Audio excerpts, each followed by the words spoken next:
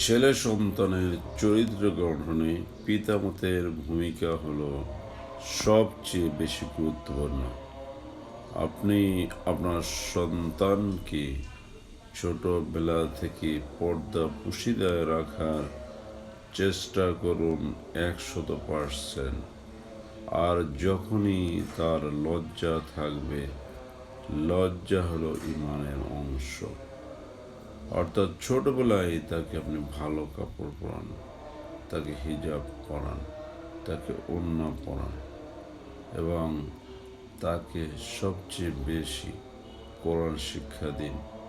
কারণ একজন মেয়ে যদি সে কোরআন জানে, কোরআন শিখে, আদব কায়দা জানে, পর্দা সম্পর্কে জানে, কিয়ামত সম্পর্কে জানে, হাসর সম্পর্কে জানে এবং পরকালে মৃত্যুর পরে তাকে হিসাব দিতে হবে সেটা সে জানে, তাহলে সে কখনোই জেনা জাতীয় কাজে এরকম কাজে জড়াবে না।